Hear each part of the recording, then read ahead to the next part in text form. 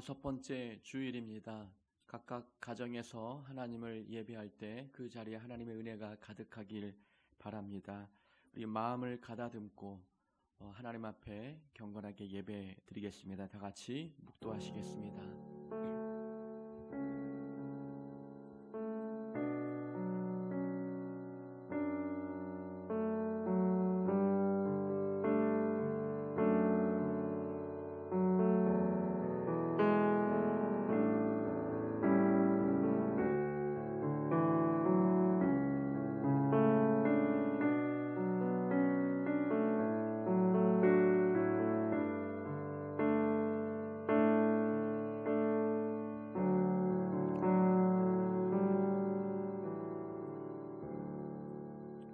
그러므로 형제들아, 우리가 예수의 피를 힘입어 성소에 들어갈 담력을 얻었나니 그 길은 우리를 위하여 휘장 가운데로 열어놓으신 새로운 살 길이요 휘장은 곧 그의 육체니라.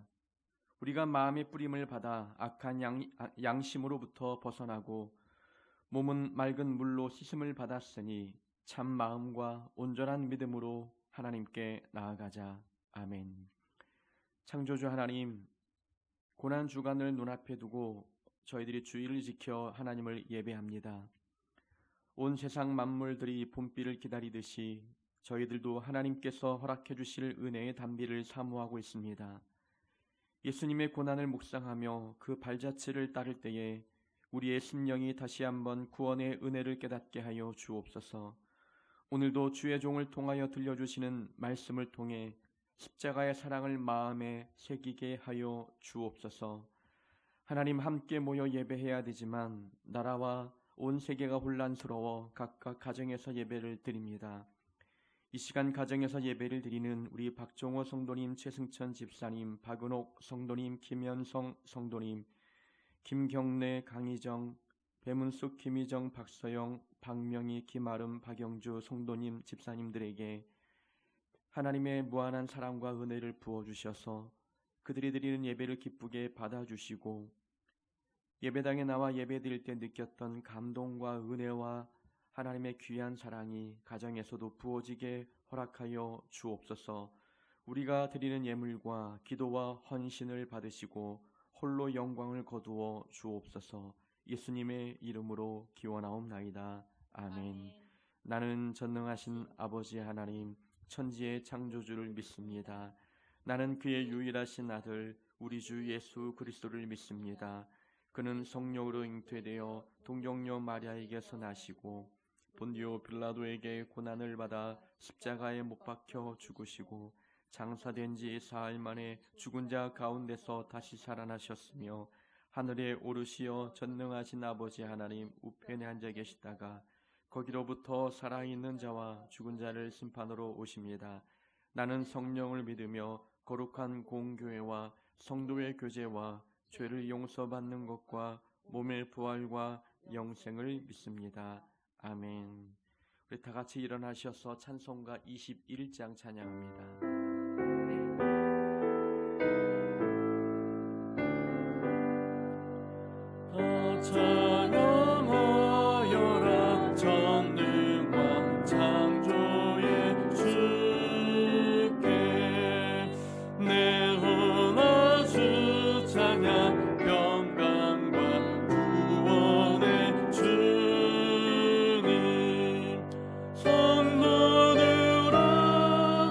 주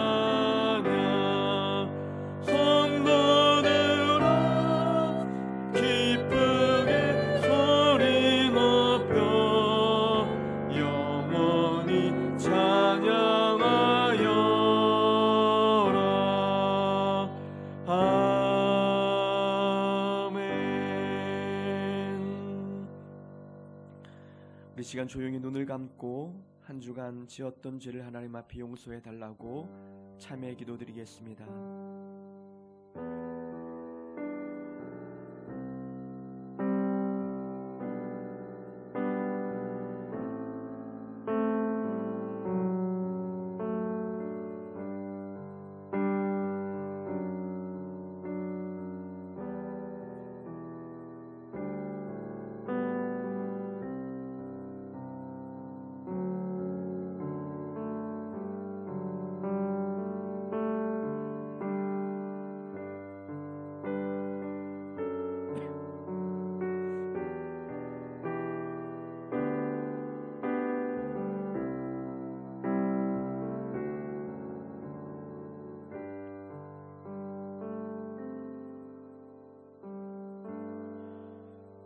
너는 마땅히 공의만을 따르라. 그리하면 내가 살겠고 내 하나님 여호와께서 내게 주시는 땅을 차지하리라. 너희의 죄가 주홍 같을지라도 눈과 같이 희어질 것이요 진홍같이 붉을지라도 양털같이 희게 되리라. 아멘. 이 말씀에 의하여 우리 죄가 용서받았음을 확신합니다. 아멘. 우리 자리에 앉으셔서 찬송가 315장 부르며 우리 죄를 용서하신 하나님 앞에 찬양으로 나아가겠습니다. 내 주 되신 주를 참 사랑하고 곧 그에게 죄를 각오합니다. 그는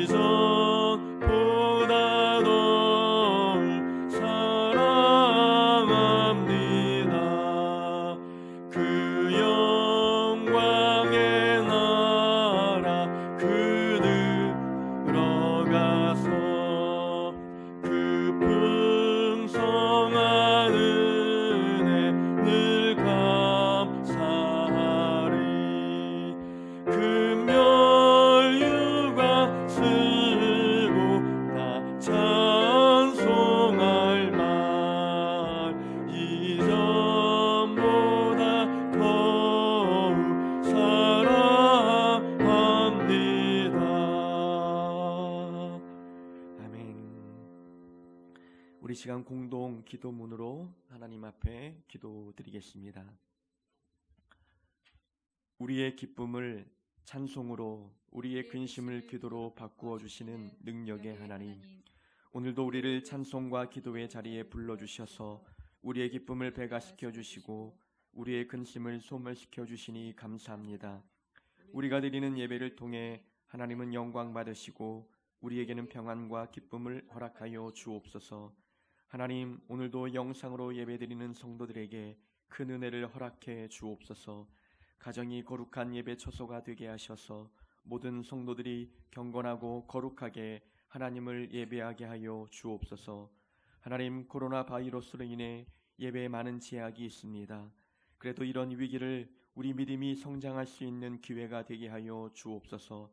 가정에서 스스로 예배 시간을 지켜 하나님을 예배할 수 있게 하시고 어디에 있든 예배를 빠뜨리지 않는 자들이 되게 하여 주옵소서. 하나님, 우리 마음이 겸손하기를 원합니다. 마음의 자세를 낮추고 주어진 사명에 충성을 다하며 하나님의 뜻과 다른 이들의 책망도 포용할 수 있게 하여 주옵소서. 겸손이 장성한 자의 특징이오니 이제 우리도 장성한 신앙이 되게 하셔서 하나님과 사람 앞에 겸손한 모습으로 살게 하여 주옵소서. 우리 한 사람 한 사람이 성숙해짐으로 우리 하늘뜻 교회도 성숙한 교회가 되게 하여 주옵소서. 오늘 주시는 말씀을 통해 우리의 무죄가 깨달아지게 하셔서 이 세상에서 하나님께 영광 돌려드리는 삶을 살게 하여 주옵소서. 예수님의 이름으로 기도합니다. 아멘. 우리 각 가정에 흩어져 있지만 우리 서로를 축복하는 시간을 갖길 원합니다. 옆에 계신 분, 또 가정에 있는 자녀들, 그들을 향해서 함께 축복하겠습니다. 당신은, 여러분들은 하나님의 언약 안에 있는 축복의 통로입니다. 여러분 모두를 축복합니다. 당신은 하나님의 언약 안에 있는 축복의 통로. 여러분과 여러분 모든 자녀들은 당신을 통하여서 열방이 주께 돌아오게 되리. 한 번 더 고백합니다. 여러분 모두는 당신은 하나님의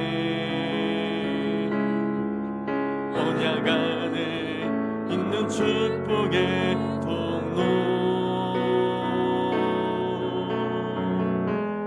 당신을 통하여서 열방이 주께 예배하게 되리. 아멘. 여러분 모두를 축복하고 사랑합니다. 우리 하나님의 말씀 함께 찾아보겠습니다. 하나님의 말씀은 구약성경 사무엘상의 말씀입니다. 사무엘상 18장의 말씀입니다. 사무엘상 18장 1절부터 9절까지의 말씀입니다. 제 성경으로는 439페이지경에 있습니다.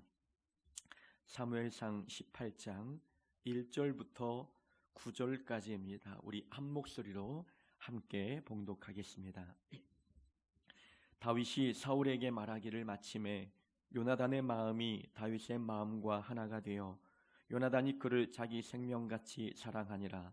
그날에 사울은 다윗을 머무르게 하고 그의 아버지의 집으로 다시 돌아가기를 허락하지 아니하였고 요나단은 다윗을 자기 생명같이 사랑하여 더불어 언약을 맺었으며 요나단이 자기가 입었던 겉옷을 벗어 다윗에게 주었고 자기의 군복과 칼과 활과 띠도 그리하였더라. 다윗은 사울이 보내는 곳마다 가서 지혜롭게 행하며 사울이 그를 군대의 장으로 삼았더니 온 백성이 합당히 여겼고 사울의 신하들도 합당히 여겼더라. 무리가 돌아올 때에 곧 다윗이 블레셋 사람을 죽이고 돌아올 때에 여인들이 이스라엘 모든 성읍에서 나와서 노래하며 춤추며 소고와 경새를 가지고 왕 사울을 환영하는데 여인들이 뛰놀며 노래하여 이르되 사울이 죽인 자는 천천히요 다윗은 만만이로다 한지라. 사울이 그 말에 불쾌하여 심히 노하여 이르되 다윗에게는 만만을 돌리고 내게는 천천만 돌리니 그가 더 얻을 것이 나라 말고 무엇이냐 하고 그날 후로 사울이 다윗을 주목하였더라. 아멘. 오늘 본문의 말씀을 통해서 성장의 방해꾼 비교의식, 성장의 방해꾼 비교의식이라는 제목으로 말씀을 함께 나누겠습니다. 안데르센이 지은 미운 오리 새끼라는 동화가 있습니다. 모두들 읽어보셨겠지요. 줄거리를 살펴보면 대략 이렇습니다. 어느 날 한 오리가 낳은 알들이 모두 부화했습니다. 그중 다른 새끼들과는 달리 못생긴 오리 새끼 한 마리가 보였습니다. 생김새도 달랐고 색깔도 달랐습니다. 다른 동물들과 오리 형제들은 전혀 오리를 닮지 않았다는 이유로 이 미운 오리 새끼를 괴롭혔습니다. 어미 오리도 처음에는 부드럽게 대해주고 다독여줬지만 나중에는 어미 오리마저 미운 오리 새끼가 사라져버리면 좋겠다고 생각했습니다. 고통받던 미운 오리 새끼는 무리에서 떠나 마음씨 좋게 생긴 할머니 집에서 살게 되었습니다. 하지만 그곳에 있던 암탉과 고양이도 놀려댔고 놀림을 이기지 못한 미운 오리 새끼는 다시 도망쳤습니다. 그러다 다음 해에 미운 오리 새끼는 강물을 들여다보다가 자기의 정체를 알게 되었습니다. 자신은 오리가 아니라 백조였던 것이지요. 오리보다 훨씬 아름답고 하늘을 날아다닐 수 있는 날개를 가진 백조였습니다. 저는 이 동화가 비교의식에 낳는 부정적 결과를 잘 보여준다고 생각합니다. 제가 이 동화를 통해 얻은 교훈이 하나 있다면 이것이지요. 아름다운 백조도 오리와 비교하면 자신의 모습에 상처받는다라는 것입니다. 아무리 아름다워도 자신을 누군가와 비교하면 열등의식에 빠지기 마련입니다. 이것이 바로 비교의식의 무서움입니다. 나는 백조인데, 나는 아름다운데 남과 비교하는 그 즉시 자기는 열등의식에 빠져 행복하지 못한 존재가 되어버립니다. 비교의식은 자기의 모습을 보지 못하게 만듭니다. 그래서 아름다운 백조도 자신의 모습에 상처를 받는 것이지요. 왜 나는 다를까? 왜 나는 이렇게 생겼을까? 왜 나는 저들과 다른 모습을 갖고 있는 것일까? 비교의식에 빠지면 이런 질문을 하게 됩니다. 이런 질문 자체가 성립이 되지 않습니다. 백조와 오리는 원래 다른 존재이기 때문에 그렇습니다. 서로 다른 존재인데 상대를 보고 자신은 왜 다른지 고민하고 아파하는 것, 이것은 분명 문제가 있습니다. 모두에게는 자신만의 아름다움이 있지요. 하나님은 그렇게 모든 피조물들을 그렇게 창조하셨습니다. 하지만 비교의식에 사로잡혀 있으면 자신의 아름다움을 보지 못합니다. 나는 다른 사람과 다른 존재인데 나만이 갖고 있는 아름다움을 하나님이 창조해 주셨는데 남과 비교하면서 그 아름다움을 볼 수 있는 눈을 잃어버립니다. 비교의식의 가장 큰 문제, 자기다움을 잃어버리는 데 있습니다. 자기는 원래 그런 사람이 아닌데 비교의식에 사로잡히면서 자기다움이 없어져 버립니다. 백조는 백조다움이 있고 오리는 오리다움이 있습니다. 하지만 백조가 오리와 비교하면서 자신만의 아름다움을 보지 못했습니다. 그 순간부터 백조는 불행해지는 것입니다. 그래서 혹자는 비교라는 단어로 이렇게 이행시를 지었습니다. 비참해지거나 교만해지거나. 비교의식에 대해 전곡을 찌르는 말입니다. 비교하면 비참해지거나 교만해집니다.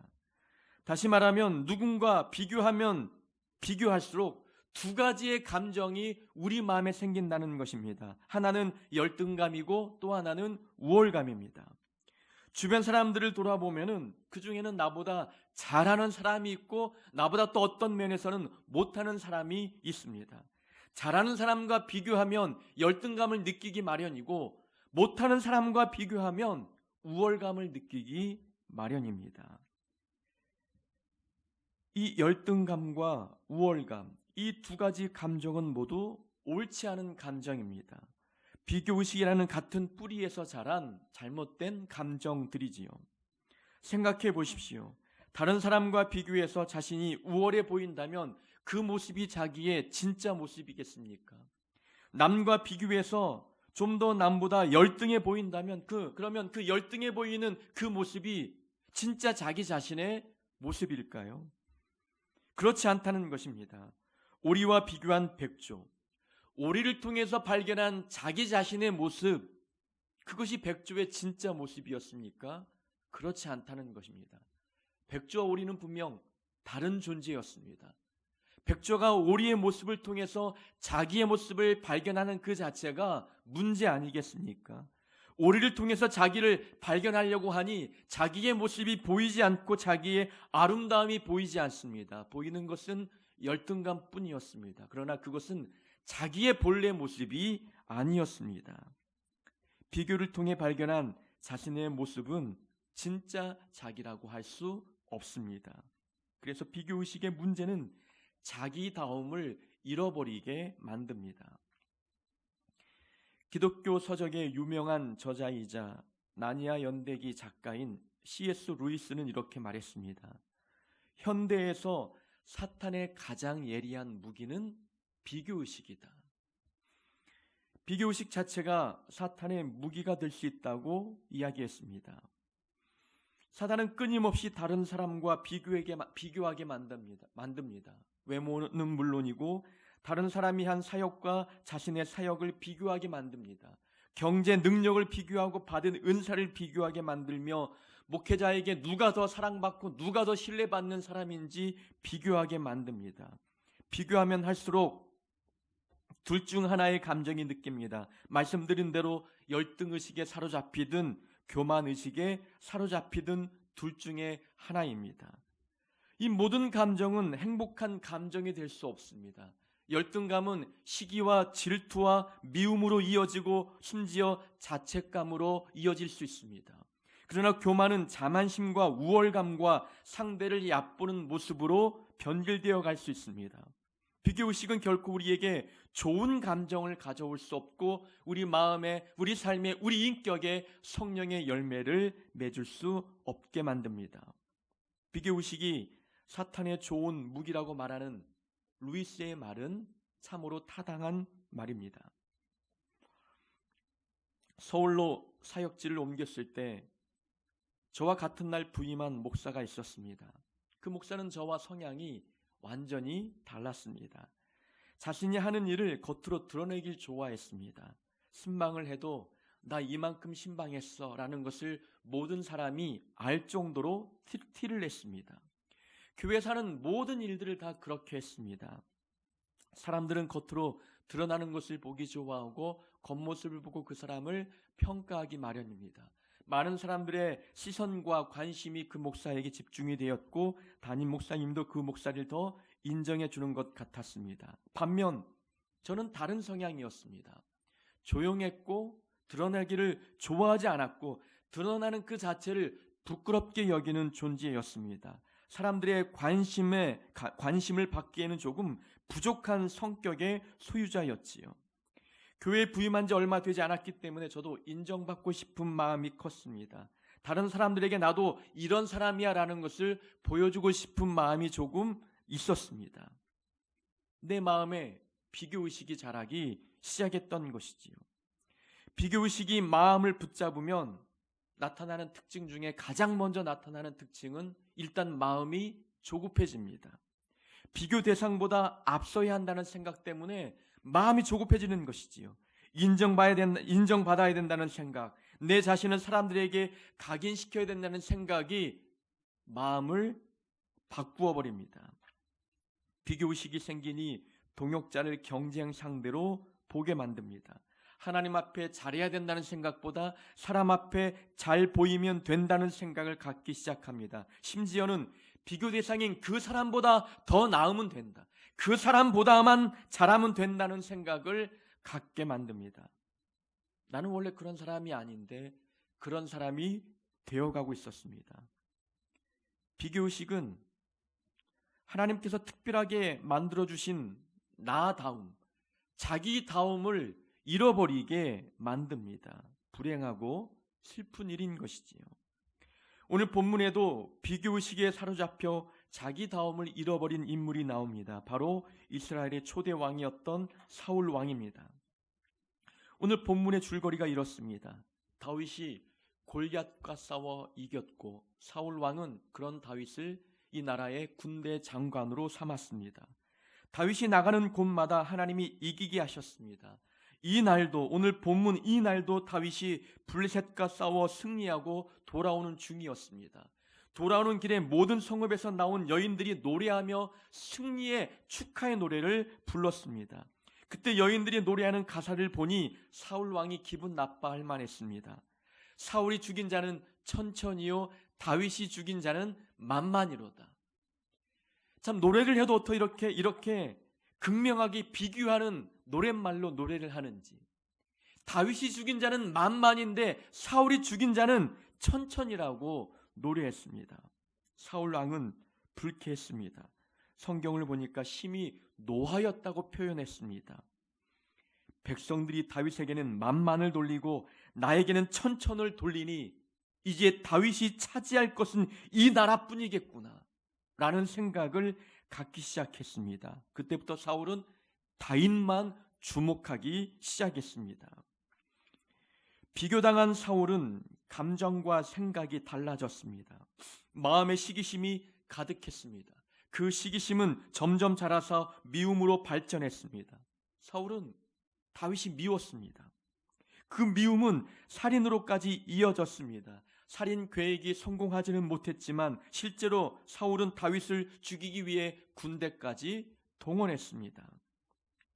백성의 평안을 생각해야 했던 사울 왕은 자기 자리를 지키는 데 집중하기 시작했습니다. 적과 싸워야 할 왕이 아군과 싸우는데 혈안이 되어 있었습니다. 그런데 사울은 처음 사울의 모습은 이렇지 않았습니다. 처음 사무엘이 사울에게 기름을 붓고 그를 왕으로 세울 때 다른 불량배들이 이렇게 말했습니다. 성경을 보니까 불량배라고 표현되어 있습니다. 다른 불량배가 이 사람이 우리의 왕이 될 수 있을까? 이 사람이 어떻게 우리를 왕이 되어 구원하겠느냐라고 비난했습니다. 그 소리를 듣고 사울은 가만히 있었습니다. 시기와 미움과 복수심, 사울 왕이 없었습니다. 그의 마음속에 그런 감정보다도 그냥 그런 비난을 듣고 가만히 있었던 성숙한 사람이었습니다. 원래 사울은 그런 모습이었습니다. 그러나 비교 대상 다윗이 나타나면서 사울의 마음가짐, 그의 처음 마음은 달라지기 시작했습니다. 자기다움을 잃어버린 것입니다. 비교의식이 사울의 마음을 병들게 했습니다. 비교할 대상이 아닌데 비교했고 원래 자기의 모습, 성숙한 모습을 잃어버렸습니다. 하나님과의 관계는 어떠했겠습니까? 다윗이 그렇게 미운데 자기 나라의 군대 장관을 죽이고 싶을 만큼 미움의 감정이 사울 마음에 가득한데 그런 사울이 하나님과의 관계는 어떠했겠습니까? 다윗을 주목하면서부터 사울 왕의 신앙은 점점 내리막길을 걷기 시작했습니다. 그래서 비교의식은 신앙생활의 가장 큰 걸림돌입니다. 믿음을 잘하지 못하게 만듭니다. 누군가와 비교하면서부터 내 신앙생활은 성장은 없고 중단되거나 퇴보하기 시작합니다. 다윗이 나타났을 때 만약 사울 왕이 다윗을 인정하고 칭찬했다면 아마 사울 왕의 믿음은 좀 성숙해졌을 것입니다. 다윗이 블레셋과 싸워 이기고 돌아왔을 때 많은 백성들이 축하하며 노래할 때 사울 왕도 함께 축하해주고 이런 다윗을 만나게 하신 하나님께 감사할 줄 아는 사람이었다면 사울 왕은 한층 믿음이 더 성장했을 것입니다. 그러나 사울은 다윗과 비교했고 비교해서 밀리자 열등의식에 쌓였고 자기다움을 잃어버리며 다윗을 미워했고 미움의 감정이 살인의 감정으로 이어졌습니다. 신앙은 성장하지 못하고 퇴보하기 시작했던 것입니다. 만약 우리 중에 나는 기도 응답이 없는데 누군가 기도 응답을 받았다면 내 믿음 흔들리지 않고 한결같이 하나님 바라볼 수 있겠습니까? 나는 수년 동안 기도해 왔는데 기도 응답이 없는데 어떤 누군가는 교회 나온 지 얼마 되지 않았는데도 기도 응답을 받고 있습니다. 그 모습을 보고 비교하지 않고 내가 하나님 사랑하며 신앙생활 할 수 있겠느냐라는 겁니다. 나중 믿은 사람이 사람들에게 먼저 신뢰받고 장로가 되었다면, 자신에게 없는 은사를 다른 사람이 더 많이 받았다면, 어떤 누군가는 목회자에게 더 인정받고 신뢰받는 모습을 보이고 있다면, 그래도 시기하지 않고 질투하지 않고 믿음 흔들림 없이 하나님 바라볼 수 있겠느냐라는 것입니다. 비교의식에 사로잡히면 남이 나보다 잘 되면 배가 아픕니다. 감사가 나올 수 없는 것입니다. 내가 남보다 잘 돼야 만족이 되고 그래야 하나님께 감사하는 모습들이 우리 안에 있게 된다는 것입니다. 비교의식은 사람을 이기적으로 만드는 것입니다. 하나님과의 관계, 사람과의 관계, 모든 것을 파괴하고 신앙 성장을 가로막습니다. 그만큼 비교의식은 무서운 것입니다. 자, 그러면 이런 비교의식을 어떻게 걸러내야 할까요? 우리 안에 있는 비교의식은 영적 성장을 방해하는데, 신앙의 걸림돌이 되는 이 비교의식을 어떻게 걸러낼 수 있을까요? 오늘 본문에서 다윗을 시기할 사람이 있다면 사울 왕보다는 요나단이어야만 맞습니다. 요나단은 사울 왕의 아들이었습니다. 다윗이 없었다면 아버지의 뒤를 이어 왕의 자리 차지할 수 있는 인물이었습니다. 그런데 다윗이 나타났고 백성들의 모든 마음이 다윗을 향했습니다. 그런데 오늘 본문을 보니 요나단은 다윗을 생명같이 사랑했다라고 고백하고 있습니다. 생명같이 사랑했다라는 말이 2번 나올 정도를 보면 요나단은 정말 다윗을 자기 목숨만큼 사랑했습니다. 요나단은 다윗을 사랑해서 자기가 입던 겉옷을 주었습니다. 그리고 성경에 보니까 군복과 칼과 활과 띠를 주었습니다. 칼과 활과 군복은 전쟁터에서 자기 생명을 지켜주는 장비들입니다. 이런 생명과 결탁되어 있는 장비를 다윗에게 주었다는 것은 자기 생명을 다윗에게 의탁했다는 것입니다. 내 생명을 다윗에게 맡길 만큼 요나단은 다윗을 사랑하고 있다는 의미였습니다. 그만큼 요나단은 다윗을 신뢰했습니다. 요나단이 아버지는 다윗과 비교하며 열등의식에 쌓여 있는데 요나단은 그러지 않았다. 이유가 무엇 때문이겠습니까? 요나단은 다윗을 사랑하기 때문입니다. 사랑하면 비교의식이 없습니다. 여러분, 사랑의 대상을 통해서는 그와 비교하지 않습니다. 정말 사랑하는 사람이 있다면 그 사람과 비교하면서 자기가 열등의식 느끼느냐? 그렇지 않다는 것입니다. 비교의식에서 벗어나는 방법은 상대를 사랑하면 됩니다. 사랑의 대상과는 비교하지 않기 때문입니다. 한번 물어보겠습니다. 여기 있는 이종근 목사가 비교의식을 느끼지 않는 대상이 있다면 누구겠습니까? 시기 질투를 느끼지 않는 상대가 있다면 누구겠습니까? 가족입니다. 그리고 자녀들입니다. 아들이 저보다 키가 훨씬 컸습니다. 과거에는 아들을 안으면 아들이 제 품에 안겼는데 이제는 제가 아들 품에 안겨야 합니다.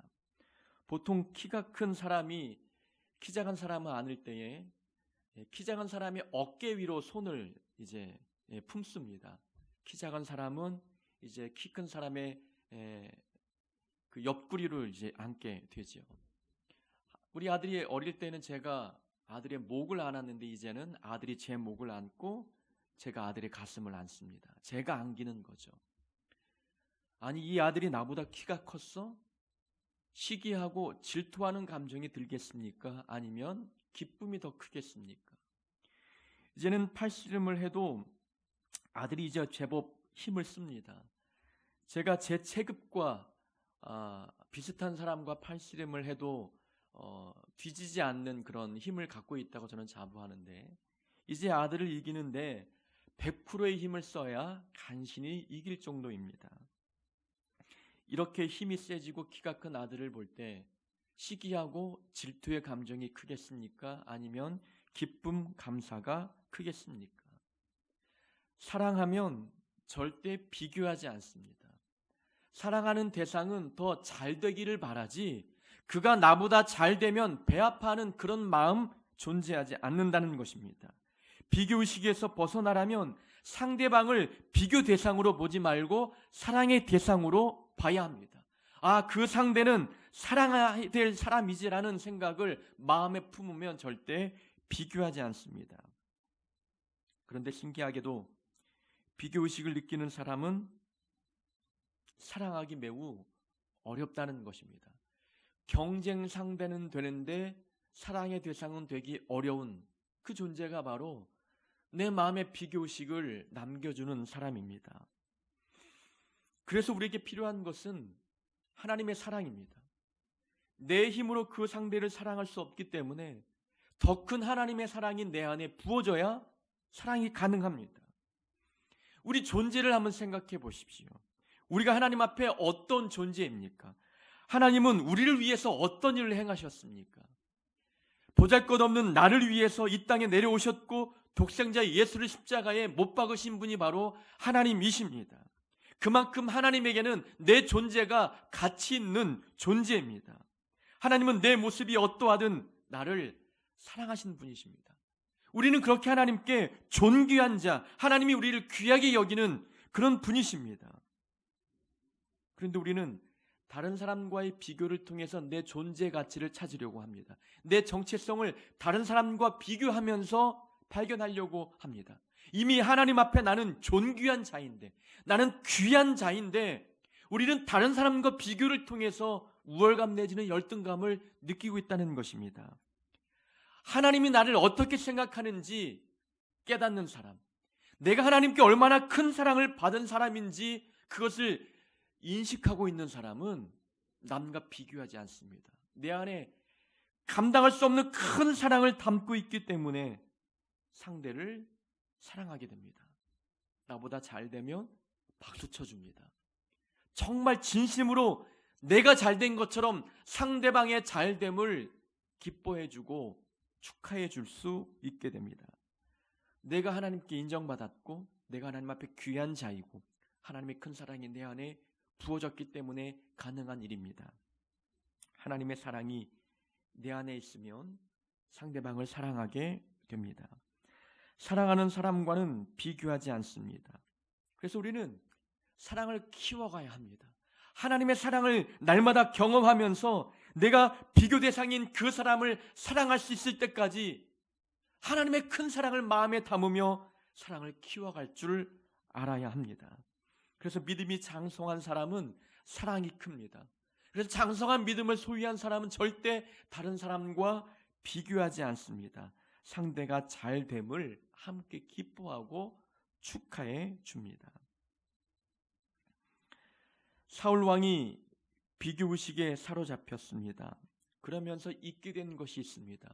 본인의 사명을 잊게 되는 것이죠.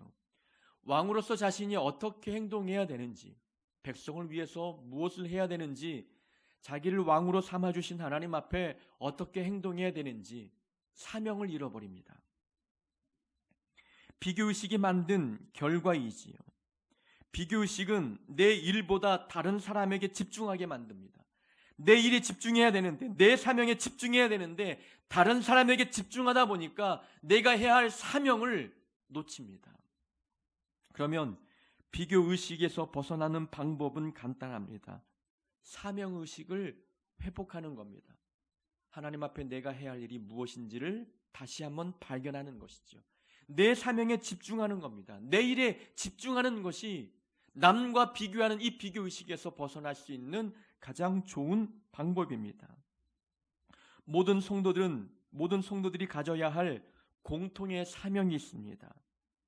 진리를 사랑하는 것. 이것은 모든 그리스도인들이 가져야 할 사명입니다. 사명은 어떤 교회 안에서 해야 하는 봉사, 물리적인 사역들이 그것만이 아닙니다. 우리가 해야 할, 지켜야 할 가치들, 신앙의 가치들을 지키는 것이 곧 우리가 해야 할 사명입니다. 이 세상에는 우리가 지켜야 할 가치들이 있지 않습니까? 진실을 지켜야 하고 진리를 지켜야 하고 정직과 거룩함과 순결과 도덕과 윤리를 지켜야 합니다. 이것은 모든 기독교인들이 지켜야 할 의무이자 사명입니다. 이런 사명을 마음에 품고 사는 사람들은 절대 남과 비교하지 않습니다. 요나단을 보십시오. 요나단은 자신의 아버지가 그렇게 미워하는 다윗을 생명같이 사랑했습니다.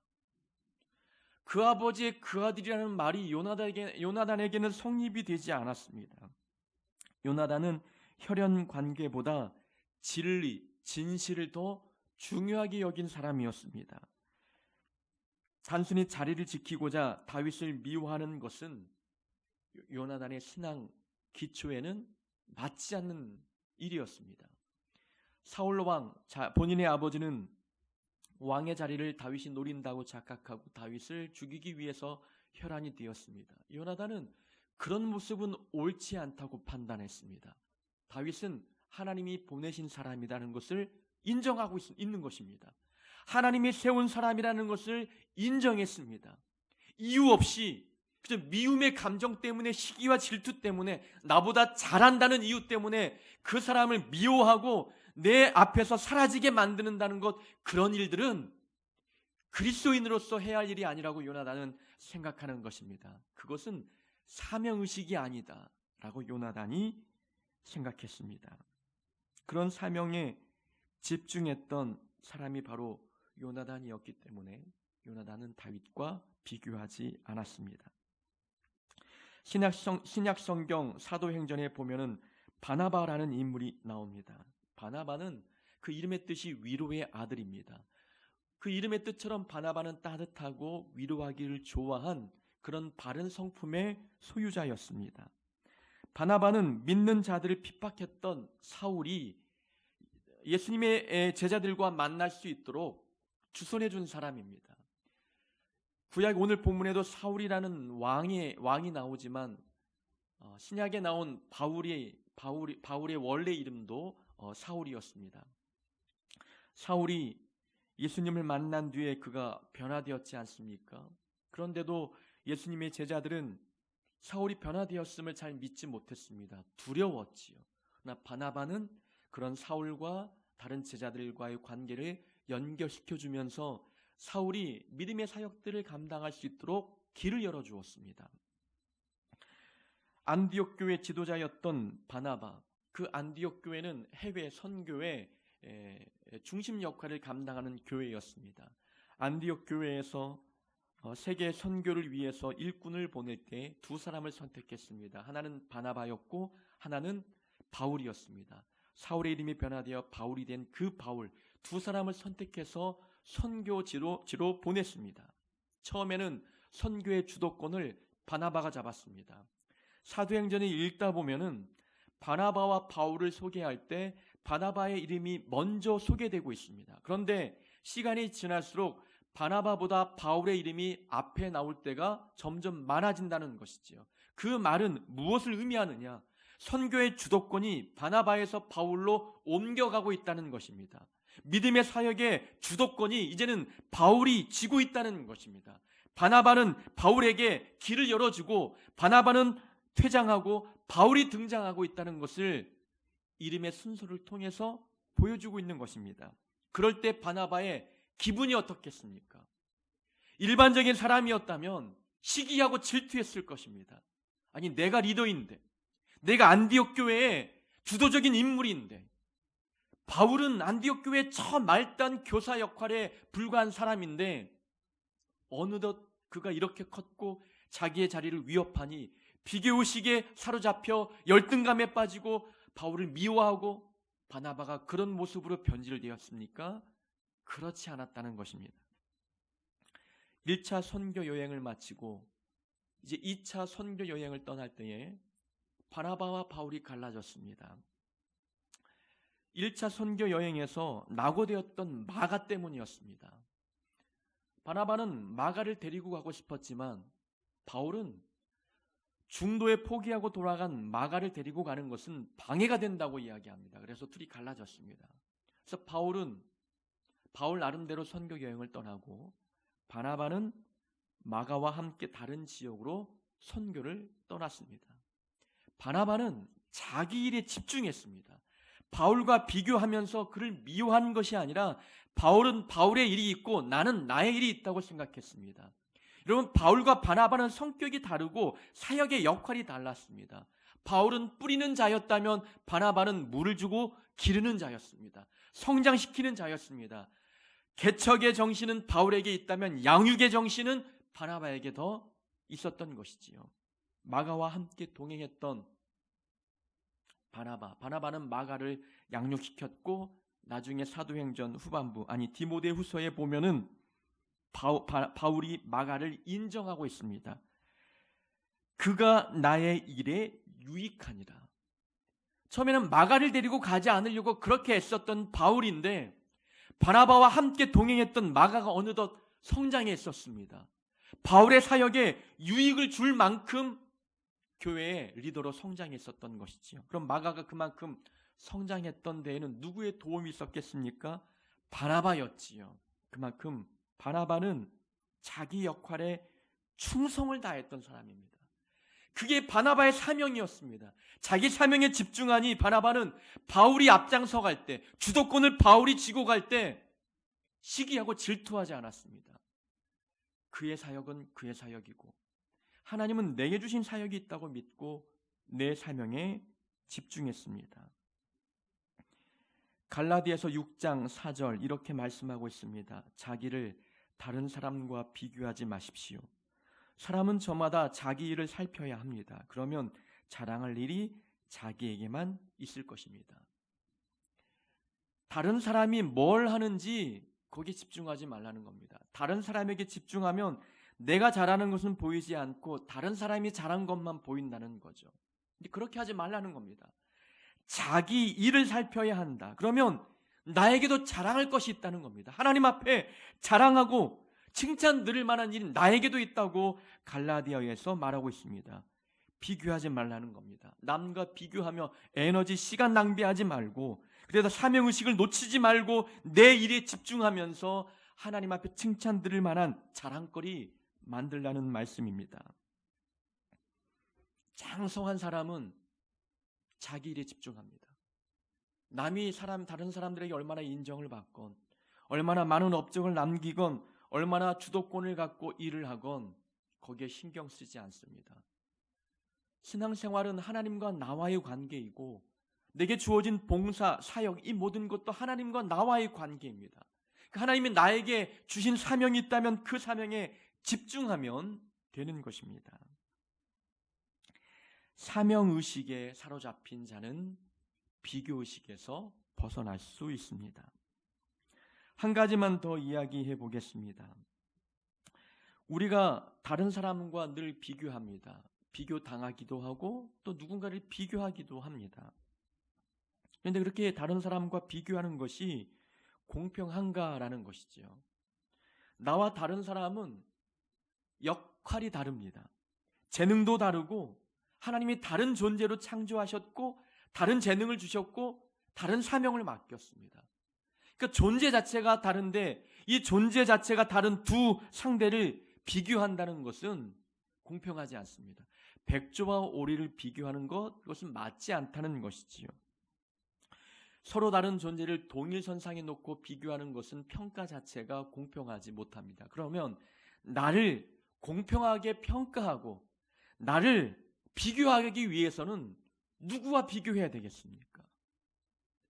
나와 동일선상에 놓고 비교할 수 있는 대상은 내 존재밖에 없는 거예요.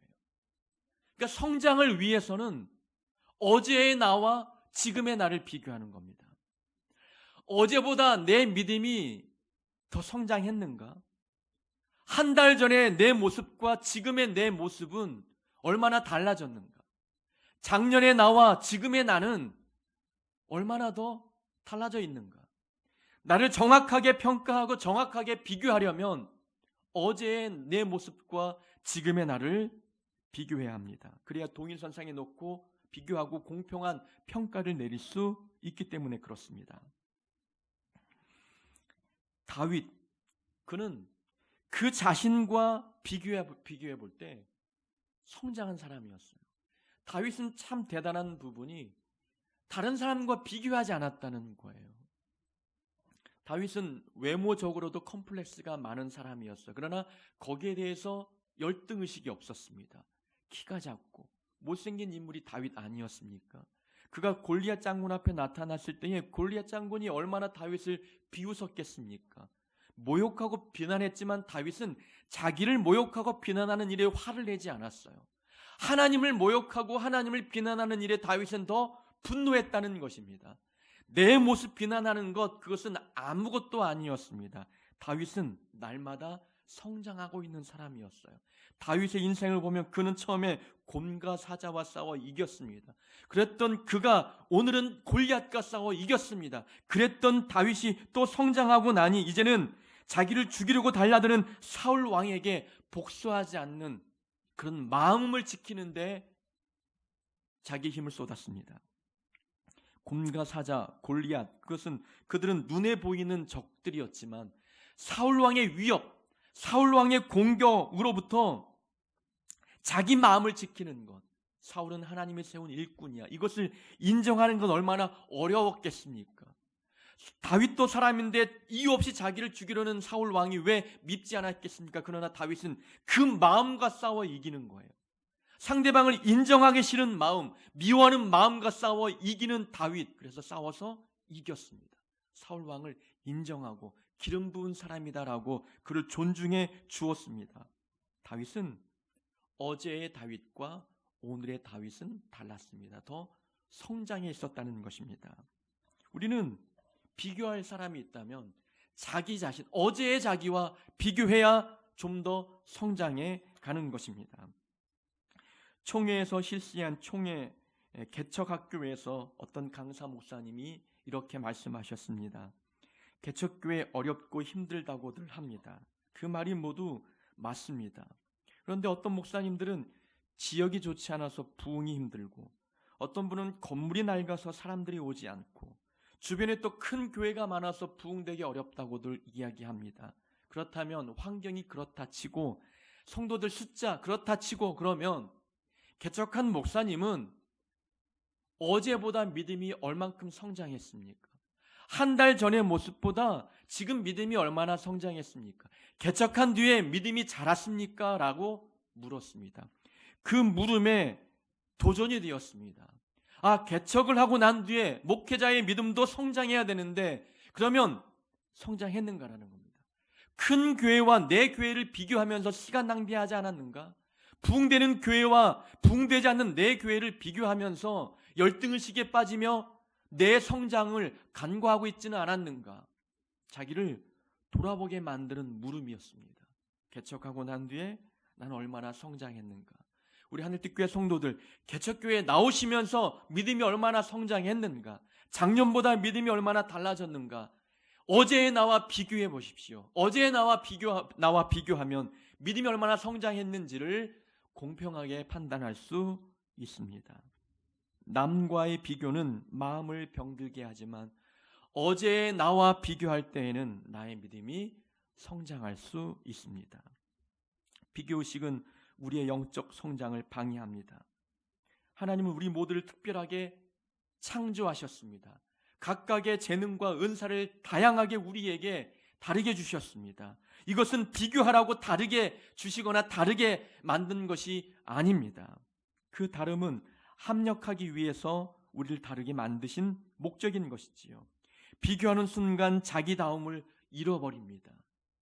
비교 대상을 사랑의 대상으로 바꿔야 합니다. 비교의식보다 사명의식에 사로잡혀야 합니다. 다른 사람과 비교하지 말고 어제의 자신과 비교해야 합니다. 그래야 우리 믿음이 장성해질 수 있습니다. 서로의 다름을 비교의 조건으로 삼지 말고 다름을 협력의 도구로 사용하여 믿음을 성장시키는 하늘빛교회 성도 되기를 주의 이름으로 축원합니다. 하나님 아버지 감사합니다. 우리가 장성한 믿음이 되기를 원합니다. 그러기 위해서 하나님 우리 마음에 남아있는 비교의식을 지워주옵소서.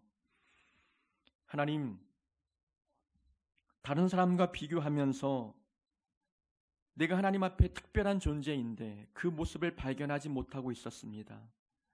내가 하나님 앞에 얼마나 존귀한 존재인지 깨닫도록 비교의식을 지워주시옵소서. 하나님, 비교 대상을 사랑할 수 있는 큰 사랑을 내게 부어주시고 비교의식보다 내게 주어진 사명에 집중하여 이 사명의식을 회복하는 자가 되게 하여 주옵소서. 하나님, 어제의 나의 모습과 비교하여 내가 얼마나 성장했는지 판단하여 하나님 보실 때에 칭찬 드릴 만큼 더욱더 성장해가는 자가 되게 허락하여 주옵소서. 예수님 이름으로 기도합니다. 아멘. 우리 다 같이 일어나셔서 찬송가 368장 부르며 준비한 예물 봉헌하겠습니다.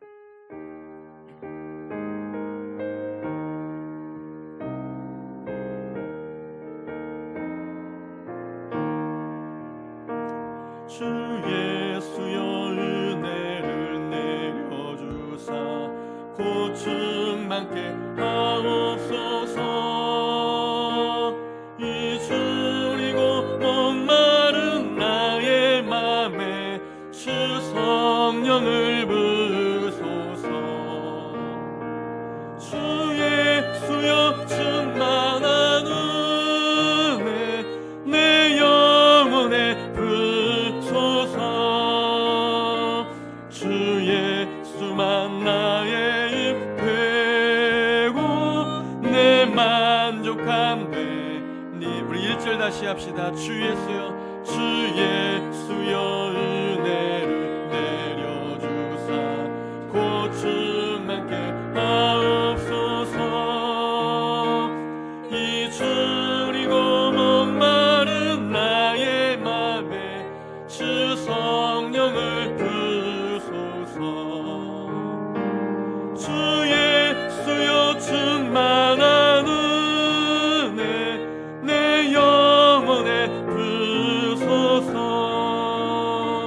주 예수만 나의 힘 되고 내 만족함 됩니다.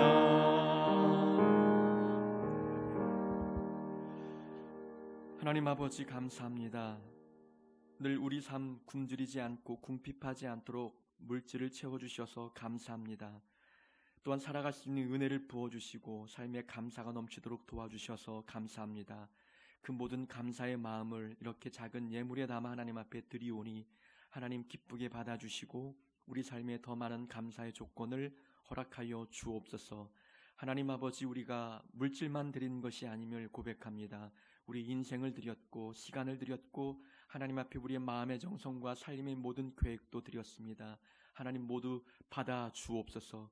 하나님 또한 우리가 비교의식을 하나님께 드리오니 하나님은 우리에게 사랑을 주시고 사명의식을 허락하여 주옵소서. 이 예물이 쓰이는 곳마다 하나님의 영광만 드러나게 하여 주옵소서. 예수님 이름으로 기도하옵나이다. 아멘.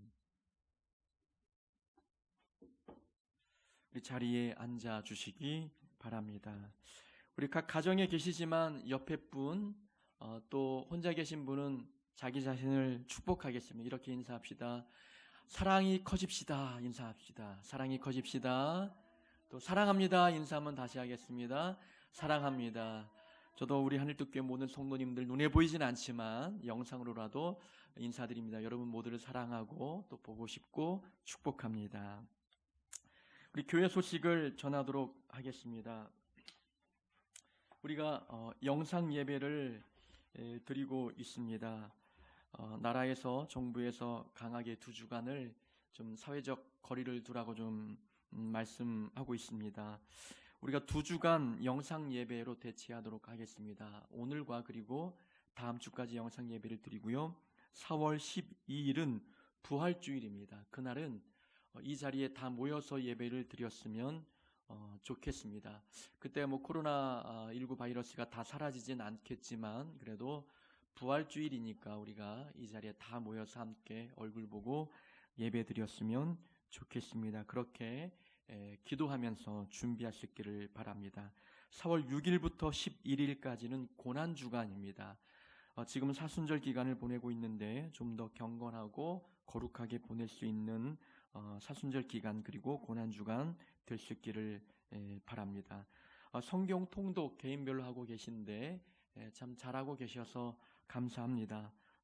더 시간을 성경 읽는 데 많이 투자하셔서 말씀과 함께 동행하는 우리 성도님들의 삶이 될 수 있기를 바랍니다. 어떻게 가정에서 예배를 잘 드리고 계신지 모르겠습니다. 어제 문자 드린 대로 방법을 알려드렸습니다. 눈곱 떼고 세수하시고 옷 예쁘게 입으시고 이불 걷어 차시고, 그래서 이제 자리에 앉아서 하나님께 거룩하게 예배 드렸을 줄로 믿습니다. 우리 함께 다 같이 일어나셔서 마라나타 찬양 부르고 축도함으로 예배를 폐하겠습니다.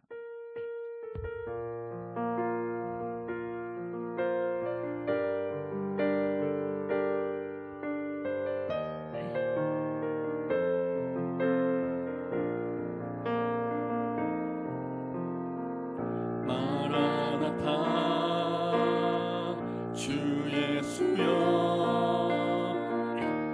어서 오시옵소서.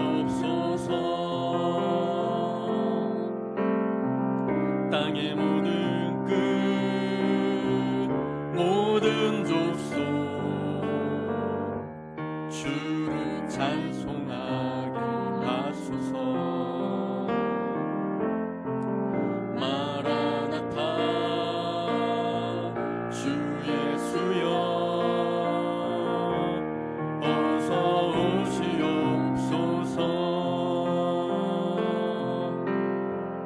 모든 열방이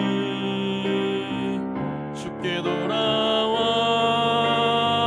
춤추며 경배하게 하소서.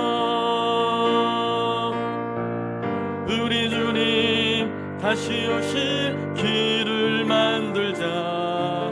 십자가를 들고 땅끝까지 들인 가리라. 우리 주님 하늘 영광, 우리 주님 하늘 영광 온 땅 덮을 때 우린 땅 끝에서 주를 맞으리. 마라나타 마라나타 아멘. 주 예수여 오시옵소서. 마라나타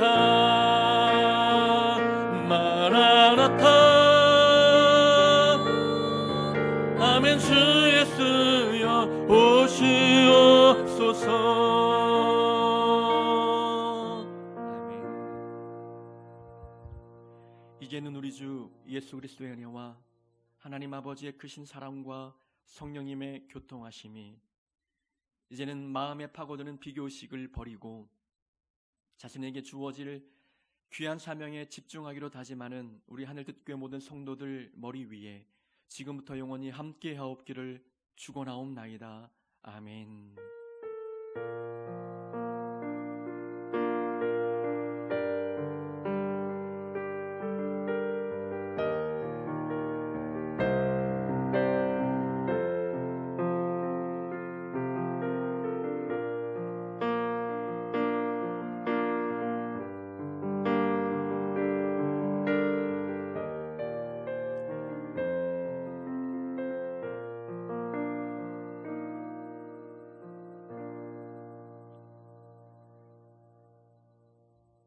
예배를 마쳤습니다. 우리 가족들끼리 맛있는 식사하시기 바랍니다.